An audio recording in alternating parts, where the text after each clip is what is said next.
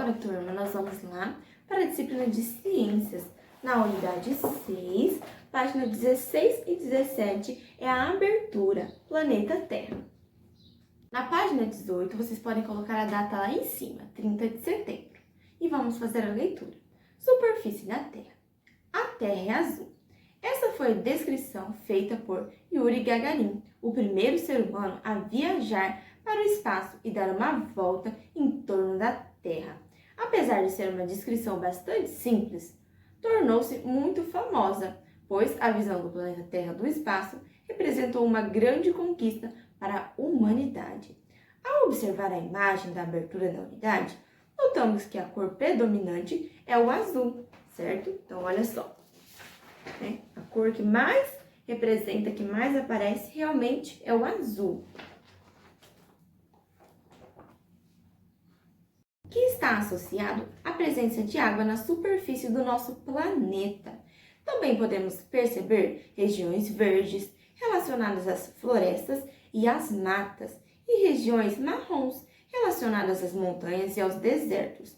Nos polos norte e sul, há áreas em branco, que representam a neve que existe nessas regiões. Então, essa parte vocês podem grifar. A imagem também ilustra várias manchas brancas. São nuvens que se formam por todo o planeta. Além dessas características, ao observar a Terra vista do espaço, podemos notar que o seu formato é redondo. E aqui fala um pouquinho, meus amores, sobre a biografia, olha. Quem é? Então, quem que foi o Yuri Gagarin, certo? A primeira pessoa a ir para o espaço. E você, consegue imaginar como seria emocionante poder fazer uma viagem dessas e ver a Terra do espaço? Que frase você escolheria para descrever o nosso planeta se tivesse essa oportunidade? Então, você diria que a Terra é como? Lá embaixo, meus amores, no É Verdade, traz uma coisa muito interessante, olha só. Por meio de imagens de satélites, é possível identificar áreas de desmatamento e queimadas no planeta. Sim, isso é verdade. Lá na página 19, registros do nosso planeta. As imagens da Terra abaixo são fotografias tiradas por satélites artificiais, que são equipamentos construídos pelo ser humano e lançados no espaço para coletar informações sobre a Terra e também sobre outros astros. Existem diversos tipos de satélites artificiais, geralmente construídos com funções específicas, como monitorar o movimento das nuvens ou focos de queimadas em florestas.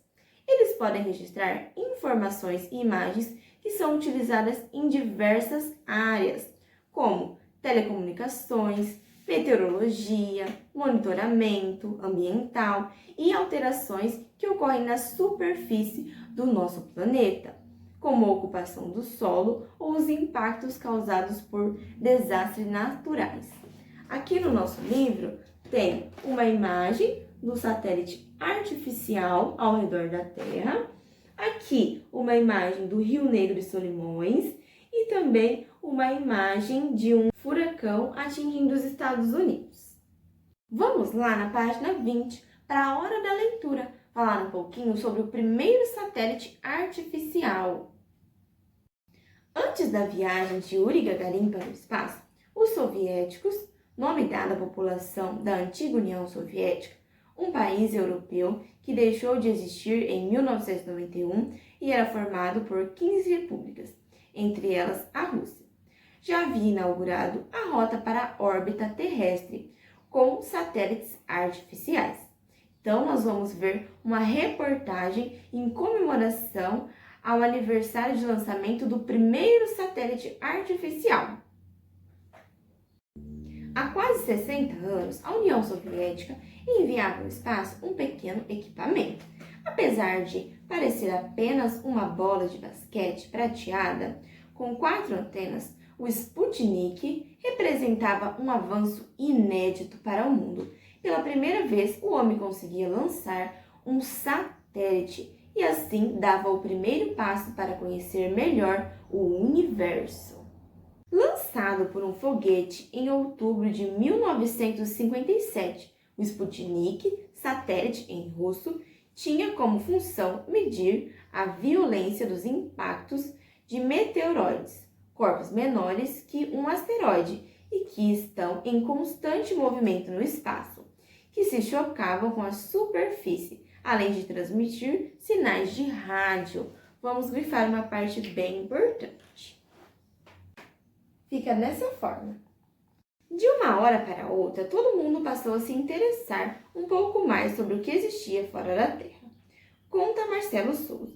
Brincar de lançar foguetes virou coisa comum entre as crianças, e as histórias que já existiam sobre viagens espaciais, como as contadas pelo escritor Júlio Verne, estavam mais próximas da realidade. Como um satélite é lançado para fora da atmosfera terrestre? Quem explica é o físico Martin Mackler, do Centro Brasileiro de Pesquisas Físicas. Para falar sobre o lançamento do foguete, precisamos falar de gravidade. Ela é uma força que age sobre toda a superfície da Terra e puxa os corpos para baixo. O foguete deve superar essa força para não cair, explica ele. Mas como isso é feito? Para tanto, o satélite é levado para fora da atmosfera da Terra por um foguete muito veloz, que se move a mais de 20.000 km por hora. Ele segue para o alto o bastante para sair do planeta e depois se inclina um pouco, como se fosse girar junto com a Terra, explica Martin. Nesse ponto, a cerca de 400 quilômetros acima de nossas cabeças, o foguete libera o satélite. Enquanto a população ainda estava surpresa com a primeira aventura pelo universo, a União Soviética mandou mais um satélite para o espaço. Dessa vez, nada de rádio. Um mês depois do Sputnik 1, quem saiu da Terra em um foguete foi uma cadela da raça Laika, com o nome de Kudryavka, em russo, na missão que levou o nome de Sputnik 2. Os pesquisadores monitoraram os dados biológicos do animal, como a respiração, a alimentação e os batimentos cardíacos por uma semana. Podem grifar essa parte no livro de vocês. A cadelinha ficou famosa no mundo todo apenas pelo nome de Laika e foi um importante passo para que um dia um ser humano fosse enviado ao espaço, já que ninguém sabia como um ser vivo se comportaria fora da atmosfera terrestre. Hoje, graças a essa primeira aventura soviética, existem milhares de satélites para as mais variadas funções no espaço. Entre os mais de 10.000 objetos atualmente em órbita estão os satélites meteorológicos, que monitoram o clima e ajudam na previsão do tempo que você vê na TV. Há também os satélites astronômicos, que servem para observar o movimento dos astros, os de comunicação e as estações espaciais. Vamos lá para as questões? Na número 1. Qual é o nome do primeiro satélite artificial lançado ao espaço? Quando ele foi lançado?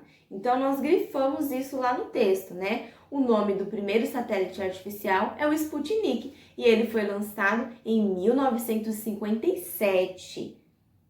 Na número 2, por que a cadelinha Laika ficou famosa? Ela ficou famosa porque ela foi o primeiro ser vivo a sair da superfície terrestre, o primeiro ser vivo a ir para o espaço. A número 3 pergunta o seguinte: como o satélite é levado para fora da atmosfera do planeta? Então, o Martin ele explica para nós que ele é levado por meio de um foguete muito veloz até a atmosfera. E na número 4, faça um desenho para ilustrar as duas conquistas espaciais descritas na reportagem. Vocês podem estar fazendo para representar essa ilustração aqui no cantinho do livro mesmo, certo? Por hoje é isso, turma. Qualquer dúvida, estou à disposição. Tchau, tchau!